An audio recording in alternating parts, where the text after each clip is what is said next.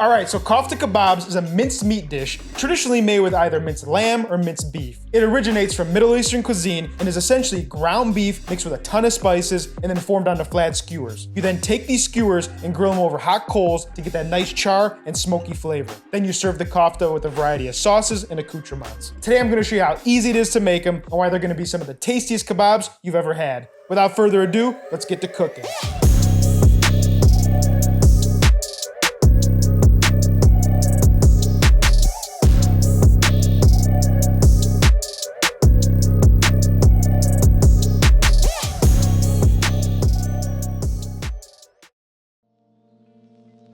These Kofta Kebabs cook up pretty fast and they don't take long to make. So before we get into cooking them, we're going to work on our sauces and our accoutrements. First up on our list is a simple tzatziki sauce. We're going to start by crushing and peeling 1 clove of garlic and then mincing it nice and fine. Next, we're going to slice off 2 cheeks of lemon because we need about 1 to 2 tablespoons of lemon juice for this recipe. Now we're going to grate about a half a cup of cucumber, then run our knife through it so there's no fibrous pieces of cucumber in our sauce. Now in a medium-sized bowl, combine 1 cup of yogurt, a half a cup of grated cucumber, the 1 clove of minced garlic, 1 to 2 tablespoons of lemon juice, 1 tablespoon of dried dill, and 1 tablespoon of olive oil. Season with salt and give that a mix, then taste it and adjust the seasoning to your liking. Also, if you don't have dried dill, you can also use chopped up mint and it works just as well. Place that in the fridge and set aside. Next, we're going to move on to possibly one of my favorite sauces, our tahini sauce. Prep for this sauce is fairly easy. We already sliced up some lemons and minced up some garlic, so all we're going to do is chop up a little bit of parsley. Now in a medium-sized bowl, combine a half a cup of tahini paste, 1 to 2 minced garlic cloves, a half a teaspoon of cumin,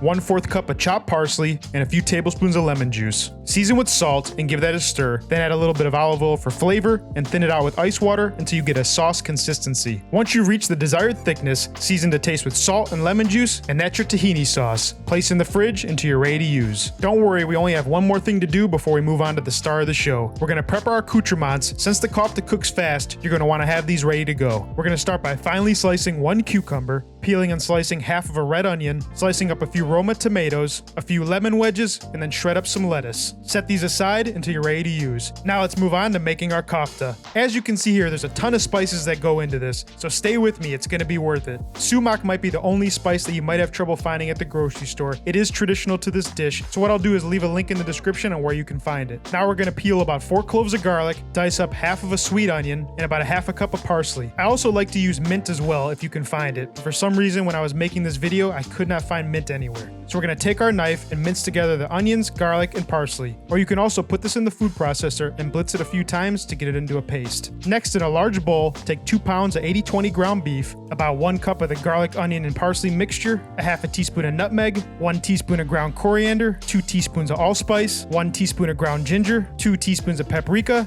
a half a teaspoon of green cardamom, and a half a teaspoon of cayenne, 1 teaspoon of cumin, 1 teaspoon of cinnamon, 1 to 2 teaspoons of sumac, 1 tablespoon of lemon juice, and then salt and pepper. Mix all that until all the seasonings are evenly combined throughout the meat, then place in the fridge because it's going to be easier to handle this once it's cold. Now as for the skewers, traditionally they use long flat skewers because it's easier to press the meat into those skewers rather than using a bamboo skewer. So what I'll do is leave a link in the description on where you can find these exact skewers. Now let's get ready to put the meat actually on the skewer. So what you're going to do is you're going to form the meat into a little football shape and then insert the skewer directly into the center. You're going to form the meat onto the skewer evenly, and like I said before, it's way easier to do this if the meat is cold. So make sure you do this quick and keep the skewer rotating, and that'll help the meat stick. Some other recipes call for a slice of bread soaked in a little milk, and they add that to the ground beef, and that can also help keep the meat together as well if you're having trouble. I recommend placing the kebabs back in the fridge while you fire up the grill so that they stay firm. So traditionally now, you're going to want to cook these kebabs over coals or a wood fire. We're going to fire up the good old-fashioned Weber kettle with a little bit of lump charcoal. And like I've said in previous videos, I highly recommend using a charcoal chimney as well as a fire starter. Now that our coals are hot, we're going to dump them in the bottom of the grill as well as add some hickory wood chips. We're also going to be using the skewer stand that you can also find in the description of the video, and that'll help to hold the skewers on above the flame. Once the grill is smoking hot, we're going to add the skewers and keep them rotating every 30 seconds. This is going to help set up the meat onto the skewer and make sure that they cook evenly. They're not going to take long to cook, roughly about 6 to 8 minutes, or until the meat reaches 160 degrees Fahrenheit internally. Repeat the process with the rest of your skewers, making sure to keep them rotating every 30 seconds, and we're going to get ready to serve this up. I like to serve the kofta on a large platter or even a large cutting board like we're using here. We're going to place the kofta in the middle of the cutting board, and then we're going to arrange all the accoutrements around the kofta. Now it's time to serve it up and enjoy.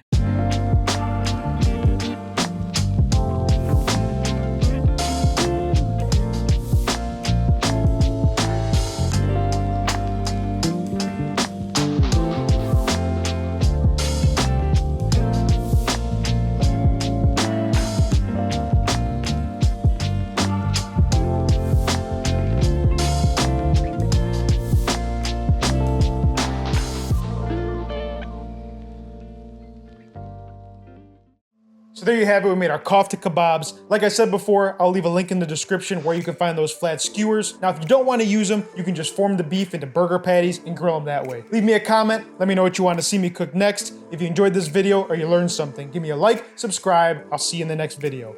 Peace.